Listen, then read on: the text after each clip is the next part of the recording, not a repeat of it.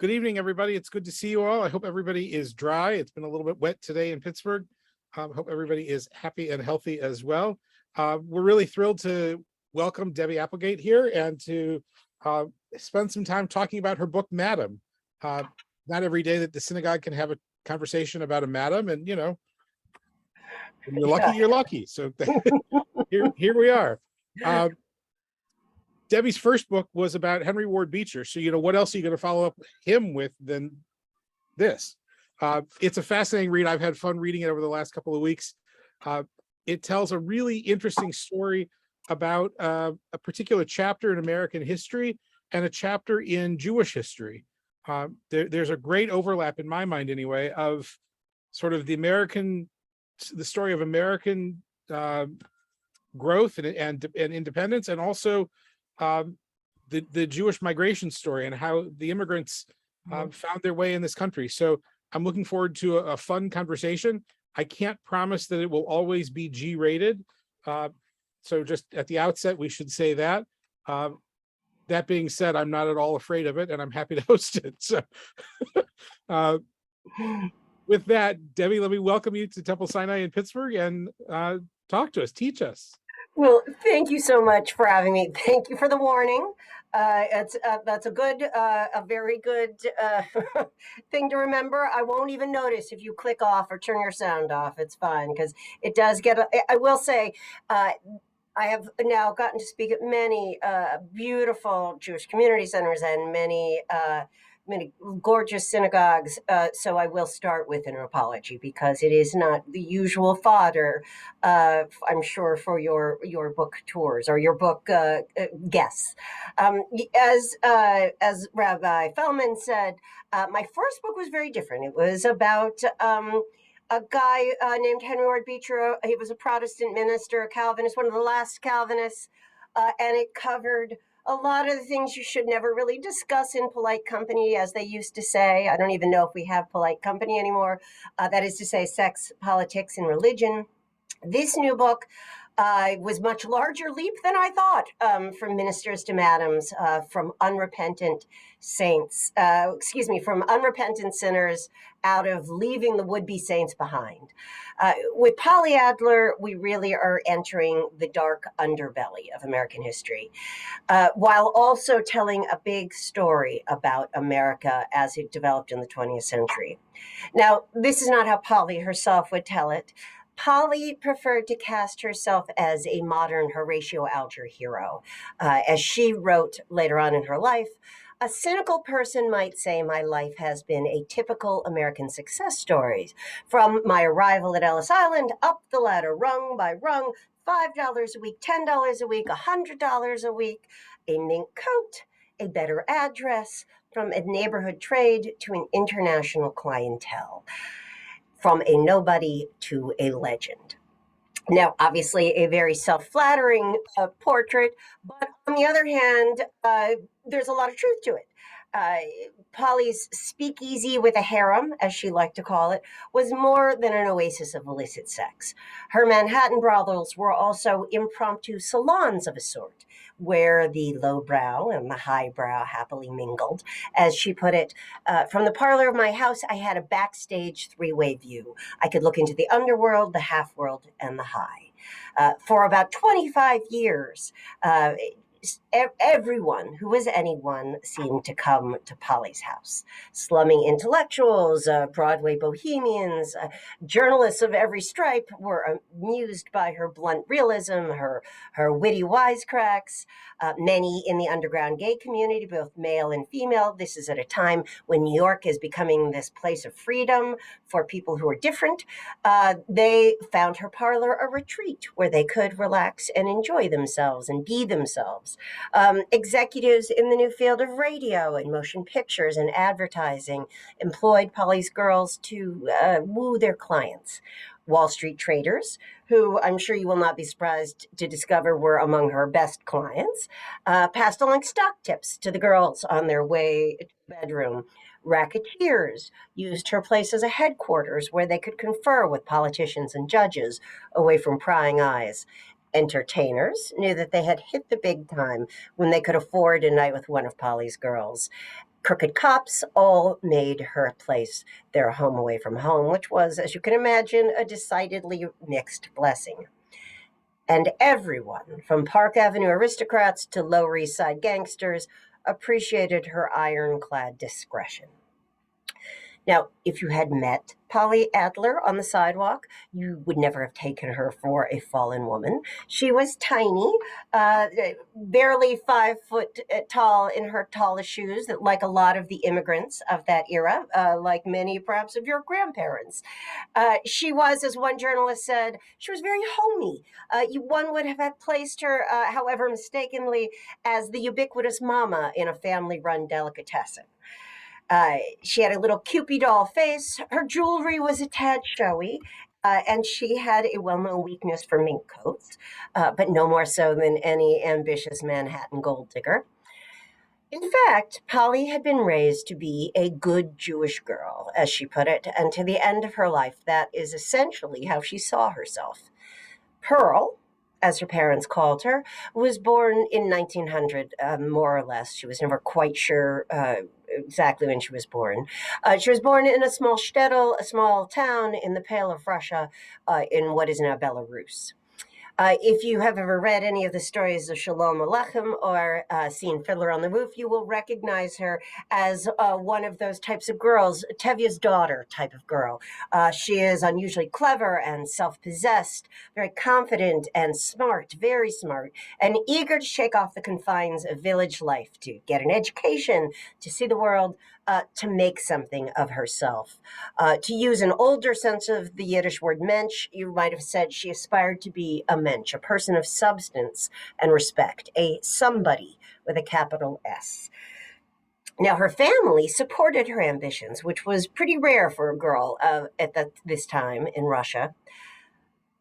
But as the old Yiddish saying goes, man plans and God laughs. When Polly was 13 years old, her father decided she wasn't going to go off to Pinsk to get an education. Instead, he was going to send the entire family to the golden land of America, the Golden Medina.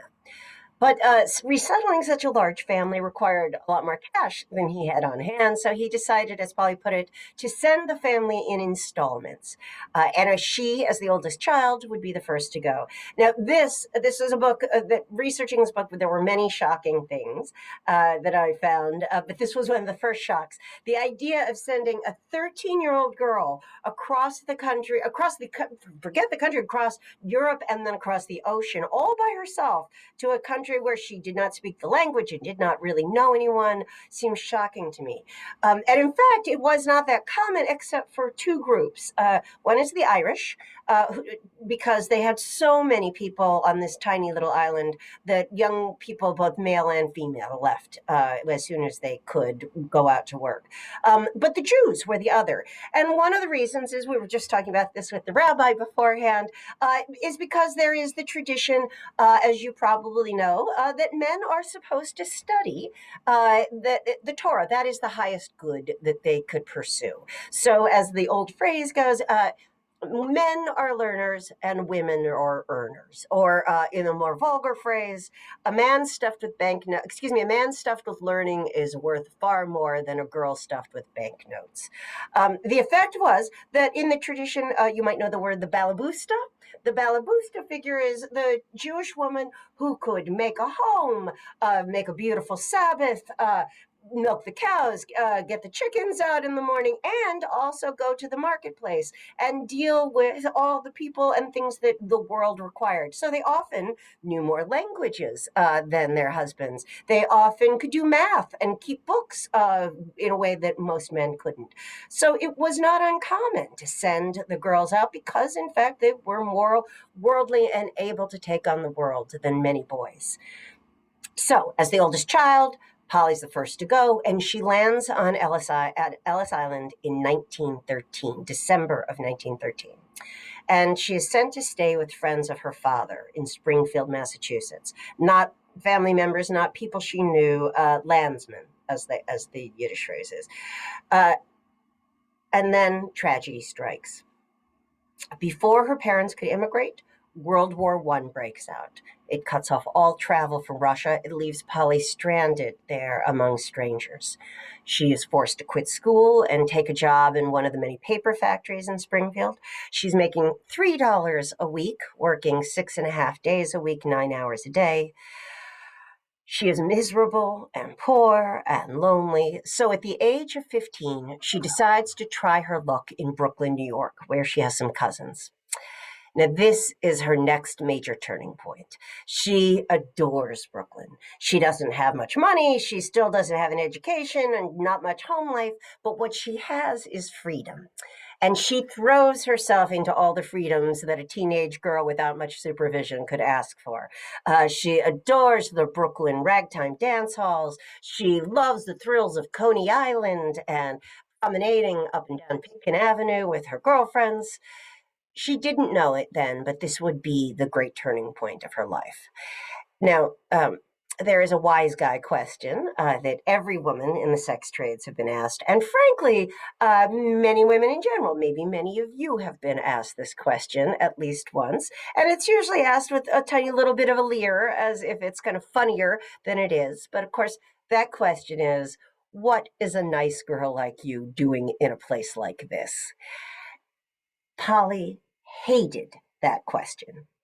And she was always extremely cagey on the subject of how she went from being a good Jewish girl to entering the sex trades at the age of 19.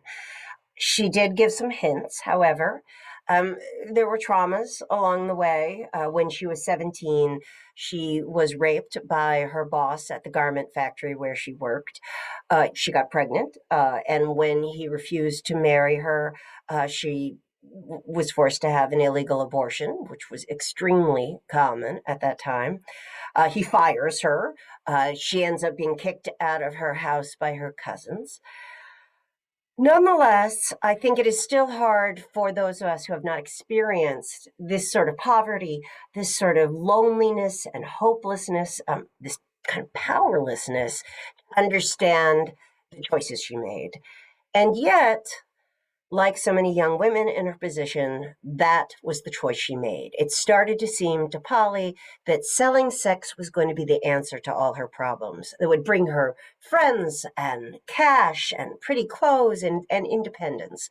It starts to seem like a sign of smarts, maybe even a badge of honor in a world that obviously does not care what happens to her. So she opens her first brothel in 1920. Just the same year that Prohibition took effect, in a two-room apartment right across from Columbia University, right where Butler Library is right now. Now, she does not talk about doing any market research, but it is notable that Columbia University at this time is all male. Well, and it turns out, whether she knew it or not, this was an excellent choice to begin her career. She insists that it's just going to be for a little while until she can save enough money to quit.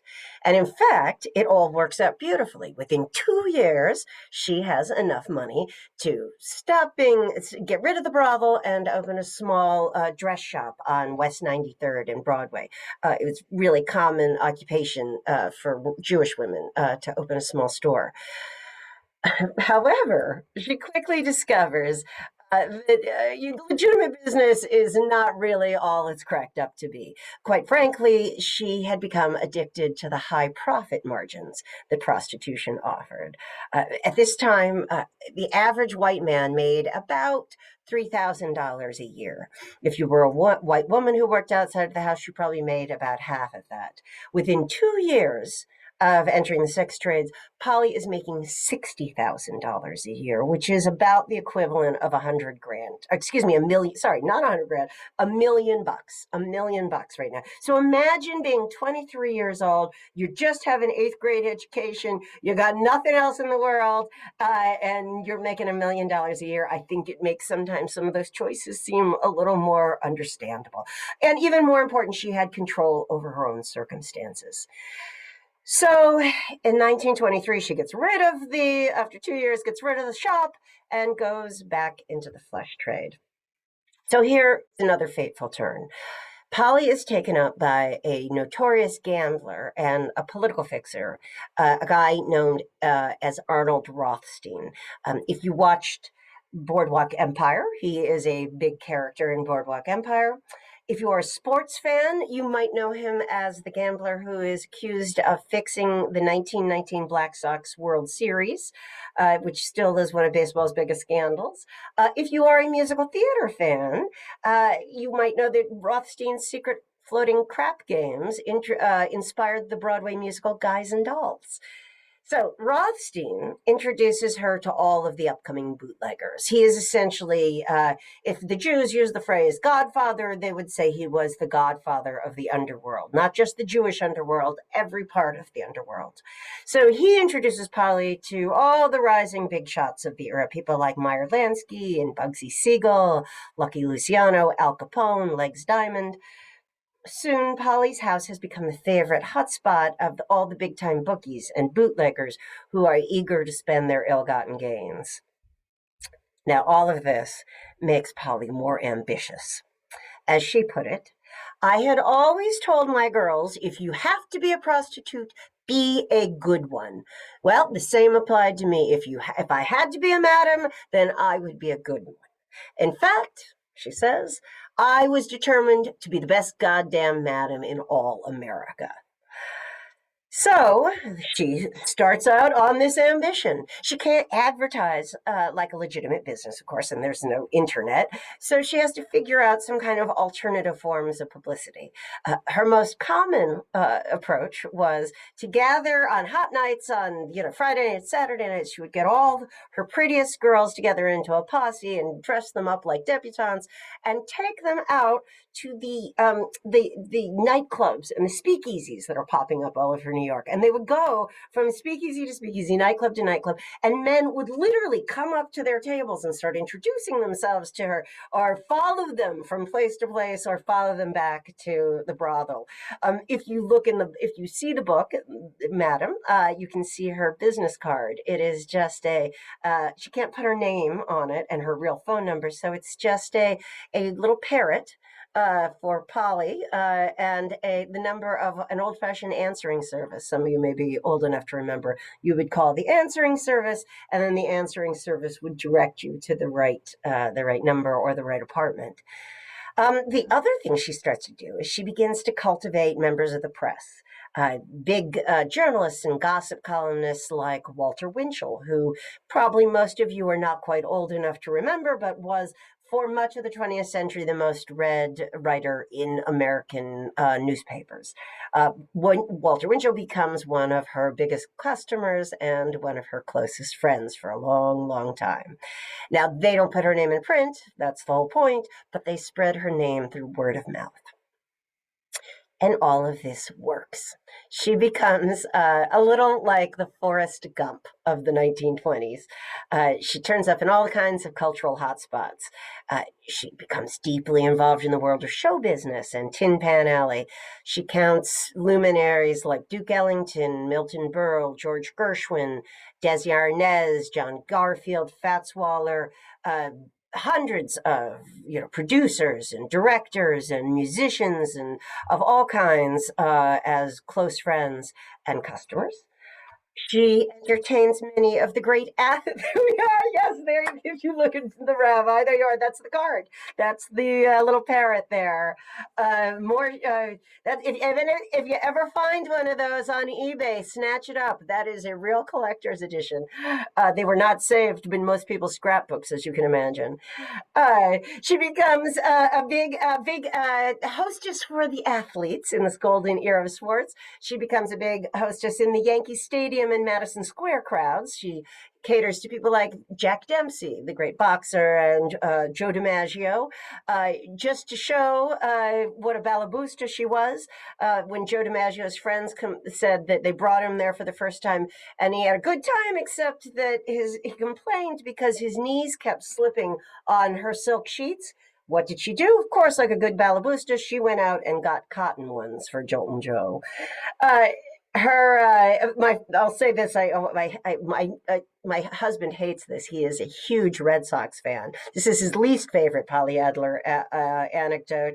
But Polly said that for much of the 1920s and 30s, whenever the Red Sox beat the Yankees, the manager would bring the whole team of the Red Sox over to celebrate. She said, unfortunately, that wasn't very often, so I never really got to know them very well.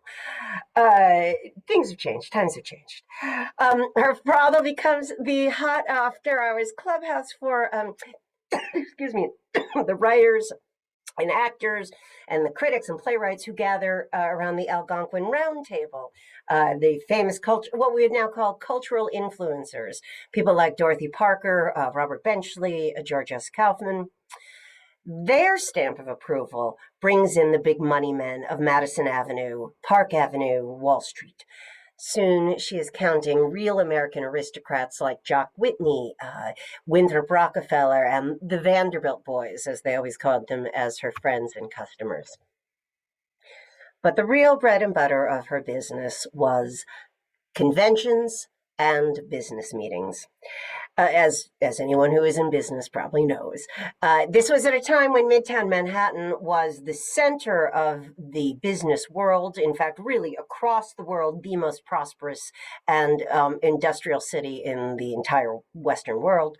It is also, for that reason, the center of a flourishing party girl racket, as they called it, that caters to the expense account men who rely on easy women to grease the wheels of commerce. So Polly quickly becomes the leading provider of what they called professional party girls in New York. So this was also another point at which I was shocked. I don't think I ever realized how much business and sex were intertwined, and probably are more than I realize even now.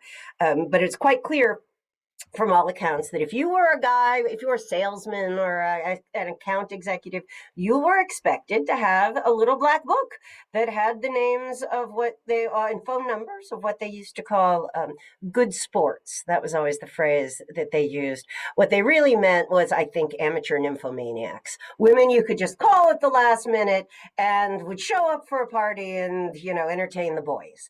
But inevitably, it turns out, of course, even New York City did not have enough amateur nymphomaniacs to cater to all of the salesmen who were coming through for the various meetings and conventions. So you get people who if you ran out of girls in your book, you might call somebody like Polly, who would then, you would show up at an apartment and you would have a party. And much of the time, people wouldn't even realize that it was a brothel or that the women were being paid, because the money would be exchanged so subtly, or even be on an expense account.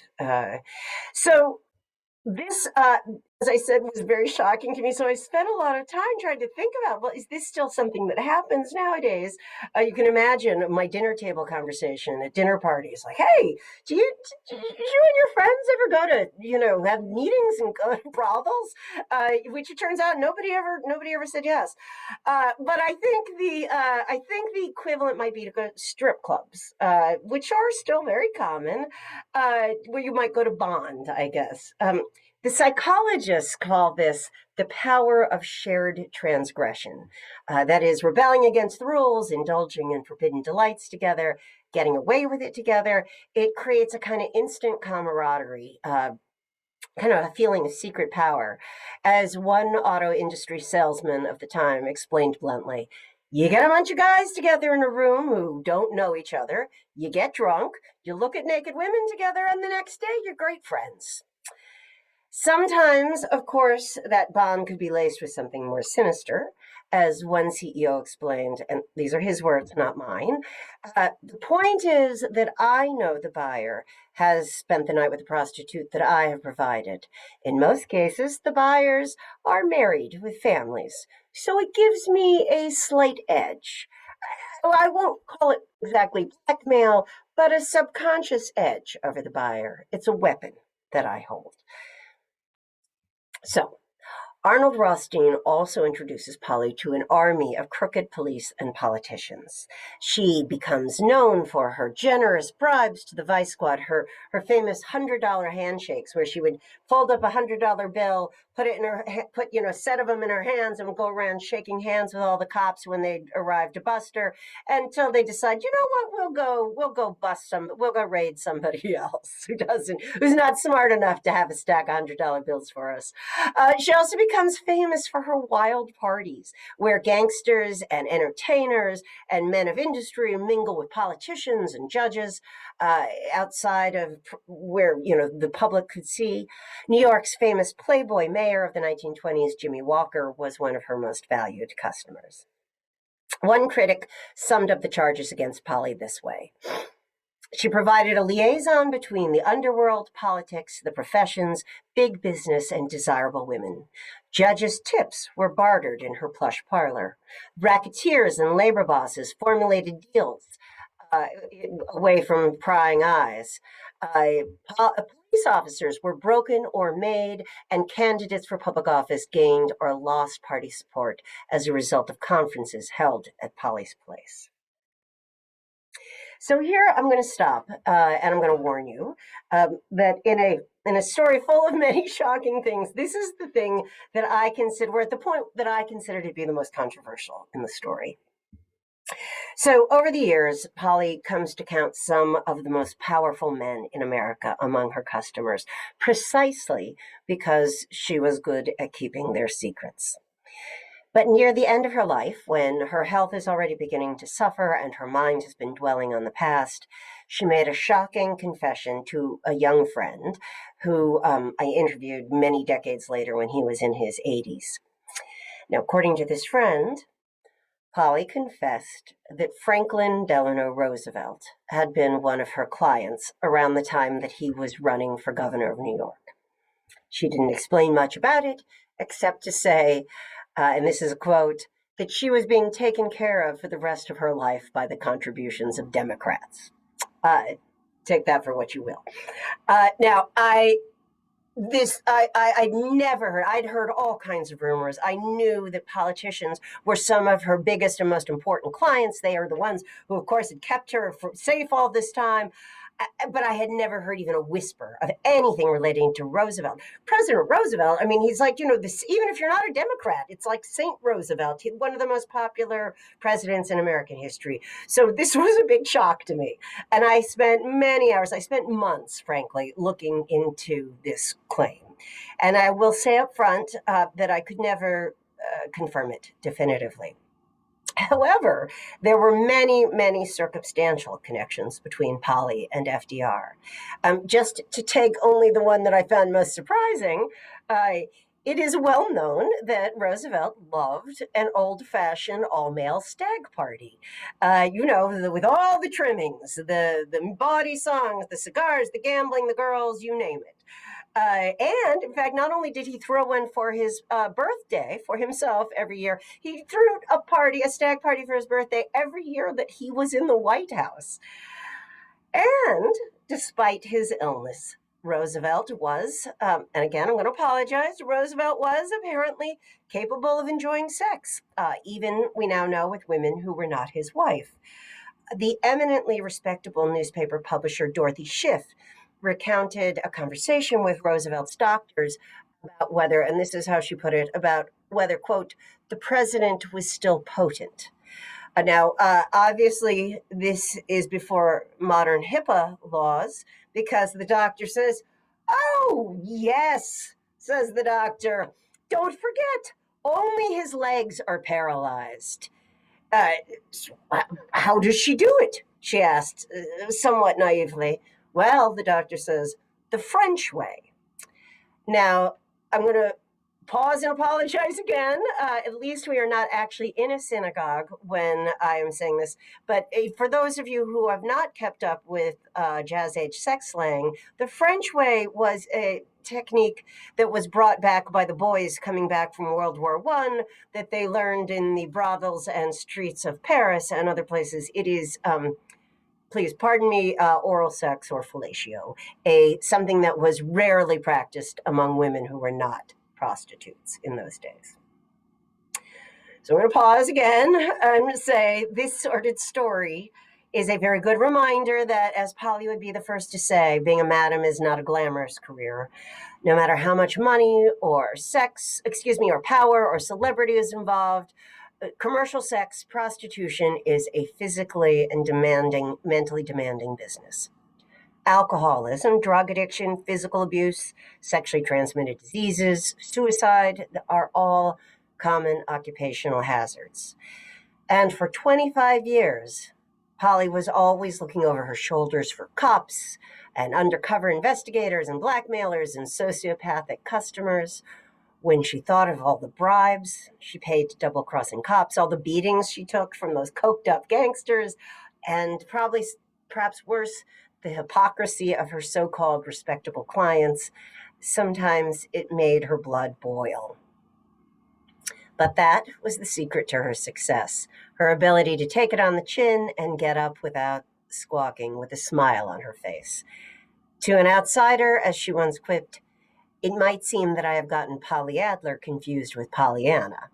I can only say that I am one of those people who just can't help getting a kick out of life, even when it's a kick in the teeth."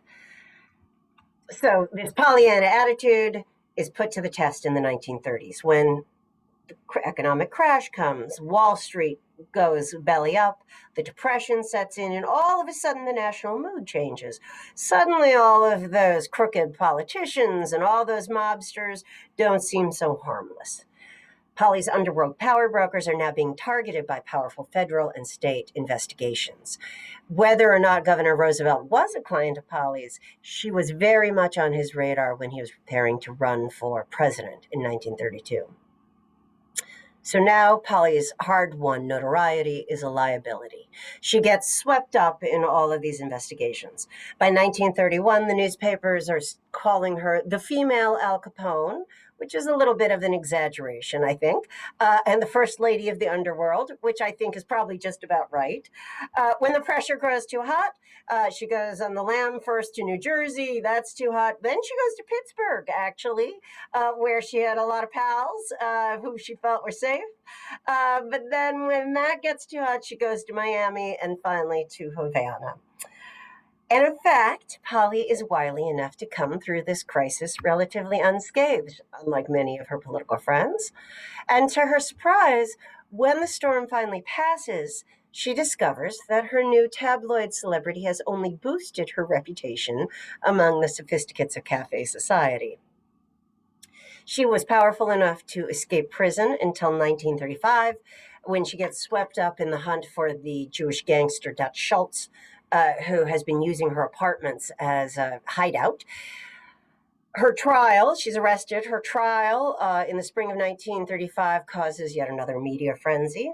But through the intervention of her good friend Lucky Luciano, she only gets 1 month in jail and even earns 5 days off for good behavior. So now, when she gets out of jail for the very first time, she is thinking maybe she should retire. And for good reason. She is well aware that J. Edgar Hoover has personally told the FBI that he wants them to find something on her. The new mayor, Fiorello LaGuardia, has sworn that he is going to kick Polly out of New York City along with all the tin horn gamblers and gangsters. And yet, even when she has rebuilt her savings, even when she is back on her feet and with more than enough money to retire, she hesitates. She had seen enough of human hypocrisy to know that in the square world, she would be just another nobody, or worse. As she put it, as Miss Pearl Adler, the reformed procuress and honest citizen, I was a social outcast. As Madame Polly, the proprietress of New York's most opulent bordello, society came to me. So she continues on through the fat cat years of World War II. But by 1945, she was finally beginning to cast about for an exit plan. Now, back in the early 1930s, many of her friends had suggested that maybe she should write her memoirs. Now, she would have made a pretty penny from it, plenty of money, but that would have just about covered the cost of her funeral. But now she's starting to change her mind about that. plenty of mugs, plenty of her pals and customers who had no more education than she had, no more smarts than she had turned stories of gangsters and gold diggers into hit movies and big novels and hit plays. Why not? Why shouldn't she make money off of her own story? So in 1945, she closes up her house in Manhattan for the very last time and retires to Los Angeles, California, where so many of her pals now lived. She goes back to high school, gets her high school degree. She goes to junior college and gets her associate's degree. In fact, in the book, there is a beautiful picture, I love it, of Polly with her parents in her cap and gown, getting her college degree, where she just looks so proud. She's finally getting the yichus, the prestige that she had always longed for. And finally, after 7 years and scores of rejection by prudish publishers, in 1953, she publishes her memoir, A House Is Not a Home. Now, I'm sure most of you are far too young to remember this book, although you might have seen it. Yeah, there you can see, right? Danny's got the picture of her with her parents, who are even tinier than she is in that picture. So you may never have actually read A House Is Not Home or seen it, but you might have seen it if you were tall enough on an upper bookshelf and maybe in your parents' house or in the back of a drugstore with the other kind of cheap paperbacks. The book is an instant bestseller. Goes on to sell 2 million bucks, gets reviewed in all kinds of really respectful reviews in all kinds of papers across the country. The story is whitewashed, of course. There was a lot she could not share. But this backstairs chronicle of the early sexual revolution and the secret role that illicit sex played in business and politics, that was an eye-opener for millions of Americans. If we think of the 1950s as the age of conformity, as the historians sometimes like to say, she gave the age of conformity a sharp jolt on par with her fellow authors of 1953, Alfred Kinsey, Simone de Beauvoir, and Hugh Hefner.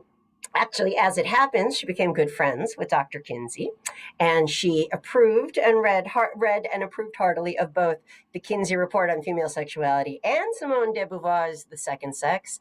Unfortunately, despite all my searching, I could never find if she left any comment on the newly formed Playboy magazine. She was not without regrets, but when pressed, she was unrepentant to the end. In 1961, she sold the film rights to A House Is Not a Home to a Hollywood producer. Sadly, she did not live to see the delicious irony of Joan Crawford, Barbara Stanwyck, Ethel Merman, and her good friend Martha Ray all scrapping to play Polly on the silver screen. This, I think she would have loved and been even prouder of that than getting her college degree. In the end, the movie role went to Shelley Winters. You might remember Shelley Winters. She was kind of 40-something at the time, 40-something blonde Oscar winner, a very little Zoftig, looks nothing like Polly. You can watch the movie. It is, you can see it for free on YouTube, and that is just about what it's worth. Frankly, it is not a good movie. The early 1960s are not the same as the late 1960s in terms of portrayals of sexuality. But it did have a few things going for it. The costume designer, Edith Head, was nominated for an Academy Award.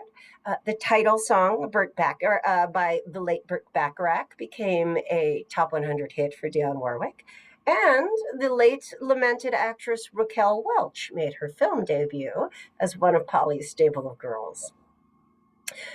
When Polly died of lung cancer in June of 1962, long, respectful obituaries ran in almost every single newspaper in the country, all hailing her as a symbol of a decadent, long-gone era. To her admirers, her brothel was an intoxicating playground where modernists and cutting-edge capitalists were all in hot pursuit of new pleasures. It was a place, they would say, where the imagination could run free, unfettered by outside eyes and conventional rules. And in turn, her customers and even some of her employees turned these experiences into the fodder for the songs and movies and books and plays and all those daring new notions that would define 20th century popular culture. To her foes, however, Polly exerted a sinister influence with powerful men whose after dark decision making affected millions of Americans. And if we believe her claim that she procured women for FDR and that her discretion was critical to him being elected to the presidency, then her significance was even greater than her critics feared. Of course, publishing a best selling book helped boost her legacy. As one journalist observed, after all Polly's corruption of both men and women, when she cashed in her chips, what did the obituaries read? Of course, author dies. Now, as I close out, I will say, as you might imagine, while I was working on this book, I thought often of The Great Gatsby. You know, that great classic American novel of the Jazz Age, and how much those parties that he threw were so similar to the parties that Polly threw. Unfortunately, I could never find any record if Polly ever met F. Scott Fitzgerald or read The Great Gatsby. If she did, she left no record of it. But I can say that if she had read the book, I am almost certain she would have had some quibbles with it. I think she would have found Gatsby's romance with Daisy not very believable. Reverence towards women was not a common trait of the bootlegger she knew. I think she would have had some very practical questions about how the hell he ran a huge house party every weekend. How did he deal with all that dirty laundry, all those dirty dishes? But the struggles of Jimmy Gatz as he transformed himself into Jay Gatsby, his heightened sensitivity to the promises of life, as Fitzgerald put it, that I think would have been hauntingly familiar to her. Interestingly, when Fitzgerald began his novel in 1923, he drew many of his inspirations from some of Polly's actual friends, her friends among the bootleggers. And specifically, he drew his inspiration from a chance meeting with Arnold Rothstein, who he recast as the character of Meyer Wolfsheim. But oddly, it is Polly who brought to life Fitzgerald's fantasy of that wild party as a glorious vehicle for pursuing the American dream. Like Gatsby, she turned the Jazz Age cult of the party into a ladder to climb out of the gutter and into the upper rings of society. And yet, we really are at the end now, but I the whole time I kept thinking, and especially as I got to the end of writing this book, she so wanted to be famous. She so wanted to be remembered. Um, Despite that fact, Polly has been forgotten for the most part. Meanwhile, we remember all of her male criminal colleagues, the Meyer Lanskys, the Dutch Schultzes, the Bugsy Siegels. They're the ones who became 20th century cultural icons. The gangster became an American archetype whose lordly ambitions and tragic flaws are still considered essential to understanding our national character. And I can say this with experience. When I was a teaching assistant at Yale University as a graduate student, I had to teach a class where the students had to watch not just the first Godfather, not just the second Godfather, but even Godfather number 3 for a class on American history. I thought that was perhaps overstating it a little bit to get to the third Godfather. So there is no corresponding myth of the female outlaw who uses sex as her weapon against the world. So as I was finishing the book, I kept thinking, well, why not?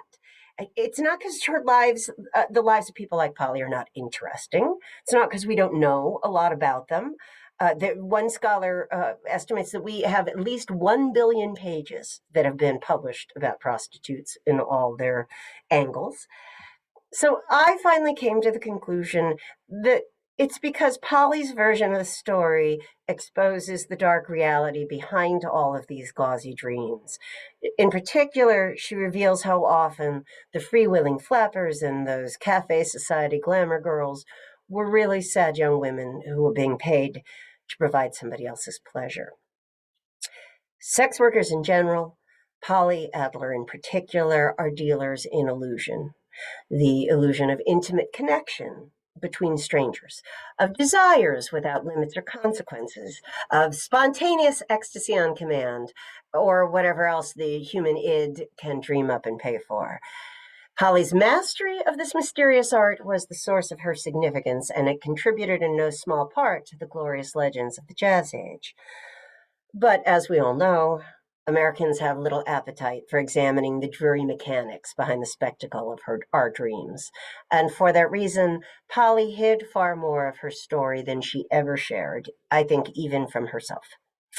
So if she has not received her historical due, it is in part because she is a symbol whose reality contradicts all the very myths that make this era so captivating. And that, as she would say, among the first of the people to say it, is a very hard sell. But that might be changing, as anyone who has followed the Me Too movement or the fates of people like Jeffrey Epstein or Harvey Weinstein or Bill Cosby or dozens of other powerful men, things are changing, and we are all much more interested in looking at that intersection between sex and power and in dismantling the silences that protect powerful people from bearing the full cost of their desires.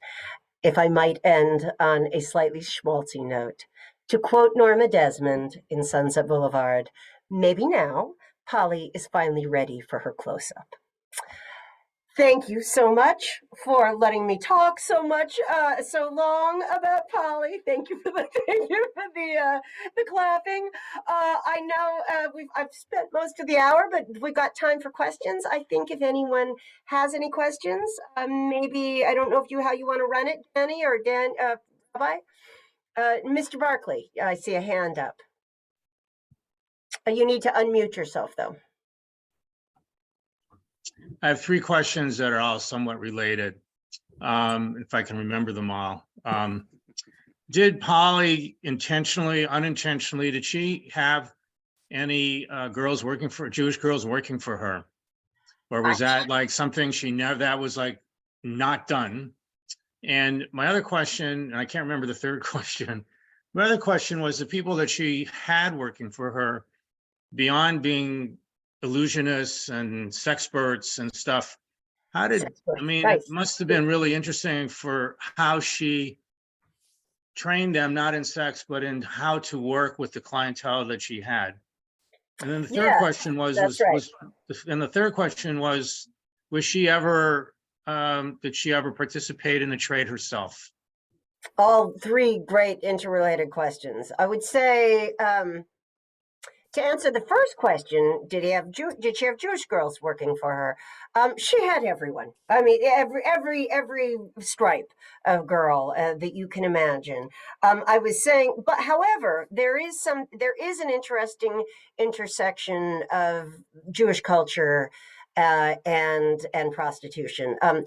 Jews were considered themselves, I would say, a little less puritanical than other denominations, certainly compared to the Protestants and the Catholics.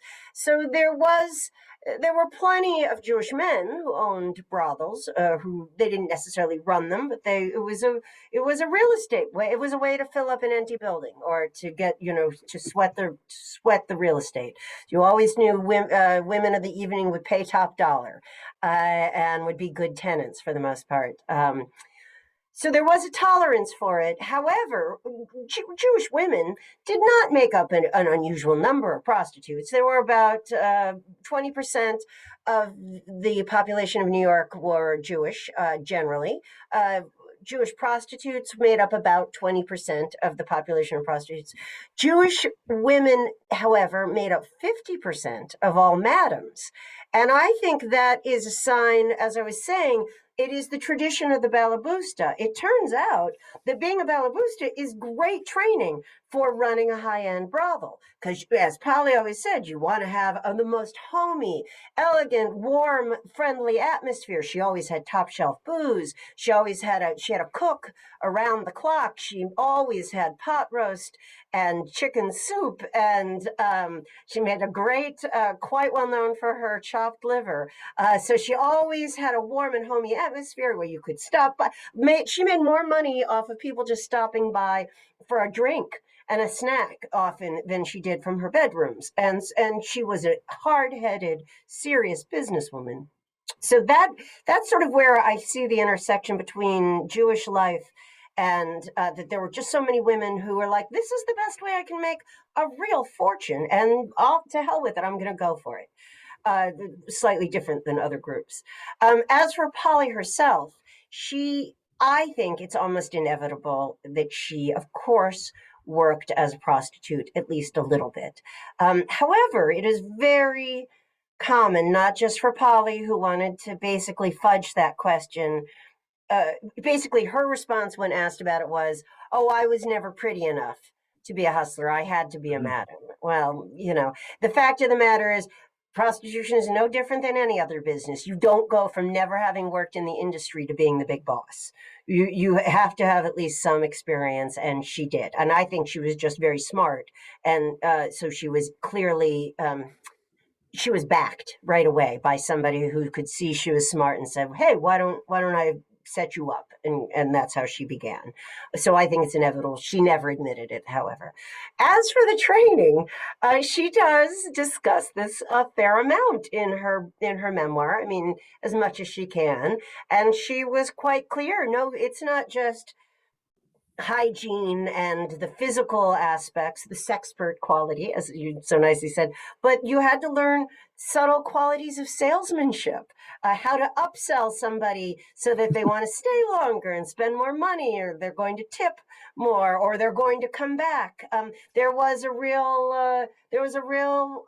fine art in some ways for Polly to matching the right customer to the right woman and getting them to want to keep coming back and keep spending more and more money, even if it wasn't the best idea for their marriages or for their pocketbooks. And that people even now who are in the sex trades will say that is the difference between someone who is really a professional and someone who, pardon the word, is just a whore. They will often speak with pride. I know what I'm doing. I'm a salesperson. And that, for better or worse, is what Polly excelled in. Ms. Rubinson, you have your hand up. I think others were first, but I'll ask this quickly. So is it fair to assume that her connections with the politicians and the police kind of kept her safe? I mean, in another sense, she was in a very dangerous profession with the mob running their own houses. And so she would have been, if she was that prominent, she would be a target. Well, you are right, except in one detail, which is the mob does not really run the houses in her heyday. So Jews dominate the underworld throughout most of the teens and 20s. They dominate bootlegging, in part because they are international traders by history. So they have a lot more connections. That's one of Arnold Rothstein's great gifts to America. They also dominate the drug trade and have if you wanted to get cocaine and ragtime music, you went to Brownsville, Brooklyn, which was the Jewish neighborhood. They especially dominated the cocaine trade coming from Germany and somewhat the opium trade. It's only in the 30s that they begin to be pushed out by the Italians. And then the Italians, what happens is prohibition ends, and you've got all these criminals who they no longer have they don't have the booze trade. They're going to have to get good, real jobs if they don't find some other way of being a criminal. So they start moving in on the whorehouses. They start moving into pornography. They start moving into gay bars, anything that is forbidden.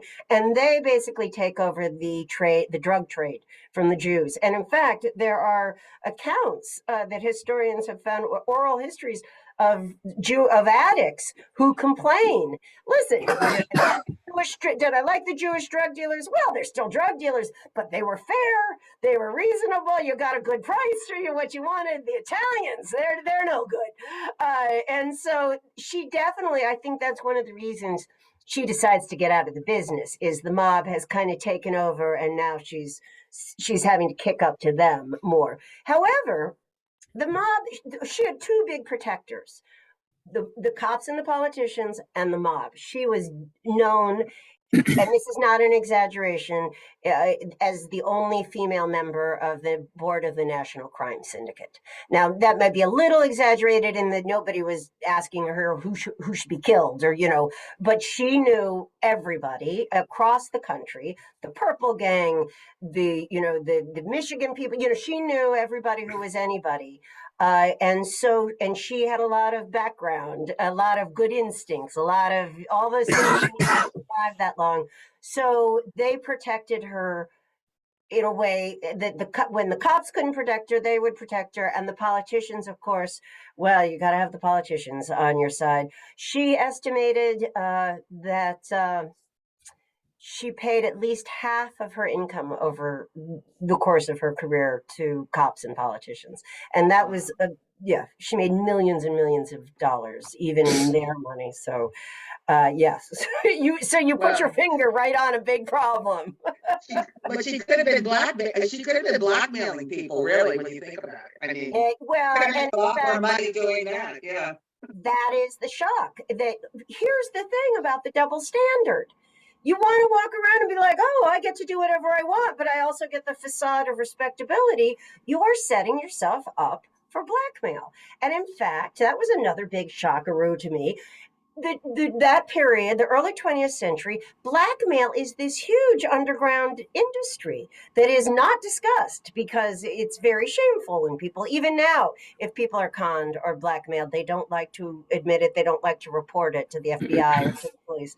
And she was very adamant that she never blackmailed anyone. Now, sometimes she tries to sell herself as better than she is. There is no doubt about that. Although she will say, she actually does once even say, listen, I was not a fairy godmother to whores, but I was a good boss, a fair boss, and a decent, in my own way, a decent, honorable person. And that is how people talk about her. But she had to deal with blackmail all the time. It was a constant threat. So having a cop friend who you could send to rough up somebody, or having a gangster to go back and make sure that stick up thief who came and took your jewelry would bring it back, that made all the difference. I see you know your business, Ms. Rubinson. Mr. German. Oh, I have not read her book, but I did see the movie quite a while ago. But my question is, it seems obvious, after winning the Pulitzer Prize for a biography of an exceedingly serious person, how did you decide that your next subject was going to be a madam? Well, I first of all want to say Henry Ward Beecher was a little bit more of a comical figure than he might seem. And in fact, Polly Adler is a more serious subject than it might seem. And I think they have a lot in common, actually, as people. If you're going to spend this long writing a book about somebody, you want to enjoy the company of that subject. And they are very similar characters, despite their many differences. They're very broad-minded. They're very naturally smart, even if they're not especially well-educated. They loved people, and they were very compassionate, open-minded people who just enjoyed all sorts, and that broad-minded. And I like broad-minded people with a good sense of humor, especially about themselves. I think they would have liked each other had they met in the right circumstances. But as far as how to choose a subject, after that first book, I was never going to do it again. It's a lot of work, and I'm not sure who reads books anymore. What am I doing? But there's nothing like being flattered and winning the Pulitzer Prize. I started to feel like, oh well, I guess I should do that again. I'm so fancy. For me, as a historian, reading a book of history always is like taking a time machine. So writing a book of history is a lot like building a time machine to me. And I thought, well, where would I want to take a time machine again, if I were going to take one again? And I thought, I am done with 19th century Calvinists. No reason. I think we have spent enough time there. If I'm going to go somewhere, let's go someplace fun. Let's go to Jazz Age Manhattan. And I didn't realize what I should have. It was very naive of me how big a transition that would be. Just mentally, I had to work so hard to put myself in the headspace of what it was to be a fallen Puritan. It took doubly so to get at least everyone wanted to be a saint, even if they were a sinner. In Polly's case, nobody cares about being a saint. They're all just sinners, and it was a totally different attitude, and that took a long time. That took a very long time, but I enjoyed. I will probably stick with if I write another book again. I don't know. It seems crazy, but if I do, I will probably stay for a little while among the Jewish underworld because I've been thinking, in part because of this tour with the Jewish Book Council, how much I've been enjoying it, how much I feel like you guys, this audience is mishpoka for both me and Polly, really. That I might write a book about a small book, short, easy to read book, easy to hold book, unlike this one about Arnold Rothstein. We'll see. He dies young, so it's convenient. He's got a quick arc. He's not as complicated. So, thank you for asking. Anything else? I know Mr. Tannenbaum, did you? Oh, yes, Mr. Schwartz. I'm forgetting, did you say that her family did come to the States eventually? They did. She brought them over little by little, brought over the whole family, all six brothers, her parents. It was very stressful. That was one of the most stressful parts of her job in many ways. Her father, her father was a man of the world, and Jews, as I say, were not quite as prudish about things like sexuality as many people were. So I think, and she had a lot of property. She bought a lot of real estate, and she had a lot of stock brokerage accounts some of them were in his name. So I think it's possible her father knew, at least had an inkling. Her mother, she desperately did not want her mother to know. And so when her mother finally comes over, when she finally brings her mother, it raises her stress level exponentially. And in fact, however, the good luck was she settles them in an apartment in Brooklyn. Her mother doesn't really speak English, or doesn't speak English, doesn't read English. So she's able to keep a secret until she hits the newspapers in the 30s. And that's really when her family discovers. And it's very upsetting. She adored her mother. I talked to one of her cousins who was in her 90s, who knew Polly when she was a young woman, and an in-law. And she knew Polly's parents, and she said her mother was a real balabusta. Obviously, that's where she got the skills. She said, and Polly would often come home to go to her parents' house in Brooklyn, which she was, of course, paying for the Sabbath dinner. And she would often bring friends. And as this cousin said, and as we all said, they were all such beautiful girls. All of Pearl's friends are so beautiful. Oh, it's girls like Ruby Keeler. You might not know Ruby Keeler now, but in the 1930s, she was the sweetheart of America. She was like, the Jennifer Aniston of American film, or her good friend Martha Ray. And so she was homey. She would bring them home, but then she would also, this cousin said, she would also take off all her beautiful clothes and her jewelry and get down on the floor and scrub the floor for her mother, which I felt like was a kind of way of expiating some of her guilt.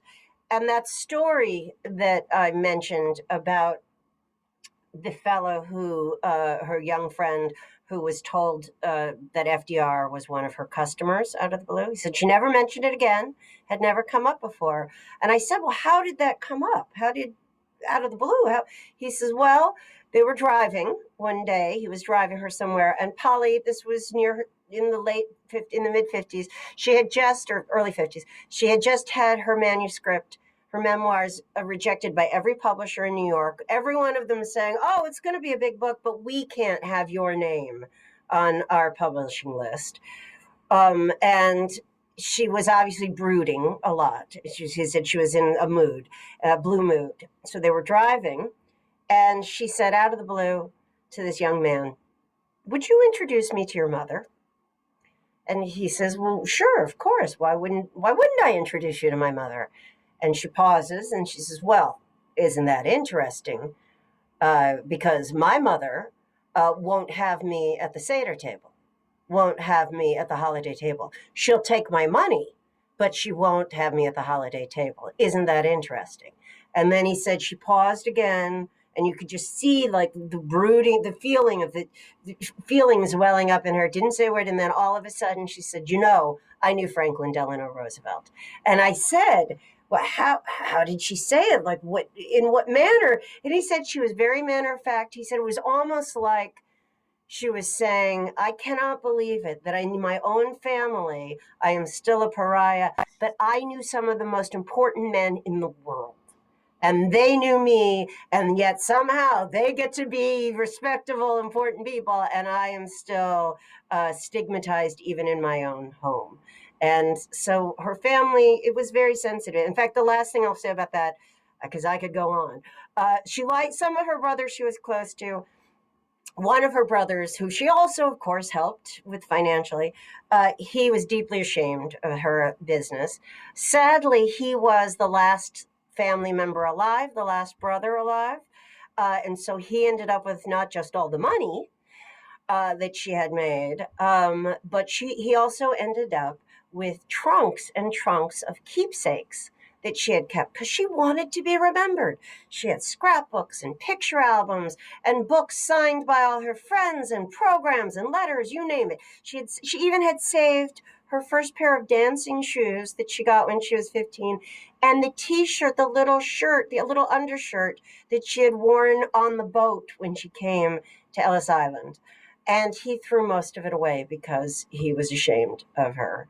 Uh, he's long gone, but if I met him, I would throttle him to this day. Please do not throw away your keepsakes, and please make sure you're careful about who gets your stuff when you go, because you can't trust every member of your family. Let that be a lesson. I know we've already gone over, and I don't want to keep everyone too late, but I'm happy to answer any more questions if anyone has them. You guys are a fabulous audience, and so many of you on this beautiful day. Or maybe it's not beautiful there, but today has been the first nice day we've had in weeks. Oh, well, that helps. It's rainy anyway. Any final questions? Well, All right, then. What was her opinion about religion, about Judaism? She was very proud of the fact that when she was studying to go to school back in her village, in her shtetl, she had been a very bright girl, and her father had paid for one of the rabbis in town to coach her, to tutor her, and so she knew some Hebrew, which was very unusual for girls at that time, and she was raised in a family that they were very proud of her uncle, who was a religious scholar, although he was a scholar in the modern sense. He wanted to introduce Yiddish as a national language, and he wanted to bring back Hebrew. She came from a family of Zionists, so they were a little less orthodox than many. Her personal family. In fact, much of her family went to Israel, and the book, her memoir, came out in Israel in Hebrew, and she went to visit them. She was very proud and brought them the Hebrew copies of their book, and left Israel in a big huff because all of them were too embarrassed to talk to her about it. Very mad that none of the Israeli cousins were proud of her. But on religion itself, it's hard to say. She was proud. She talked to the end of her life. She would sometimes show people that she could write in Hebrew, but I have the feeling that her attitude about God was very similar to her attitude about men, which was, I've seen a little bit too much of human nature. I've seen a little too much of this world around us to have much faith in them. That would be that's my reading of it. Although she never spoke about God himself. So hard to say. I don't think she did not spend much time in synagogue, though. I can say that much. All right, well, just, I don't want, just that everybody, I know we don't want to take up everybody's entire evening, although I could talk all night. I have so many more questions. I thought this was incredible. Thank you Thank so you. much for coming and speaking to us. If anybody here is interested in purchasing a copy of Madam for themselves, the link is in the chat. You can also check it out from the library. I'm a big fan of libraries, and it's a little heavy. I mean, literally, it's a heavy book. I wrote too long because it's a whole underworld history. I recommend listening to it. Although even then, I have not listened to it. It did win an award. I've heard that the Yiddish was good in it. I don't know. I did not advise. Thank you, Danny. Thanks for the plug. But yeah, of course, thank you so much for coming and spending your time with us and talking to us and not shying away from these tough topics. We really, really appreciate it. And thank you everyone else who logged on tonight. Thank Thank you you. very much. Thanks very much. Have a great evening, everyone. Thank you. Thank you, very enjoyable.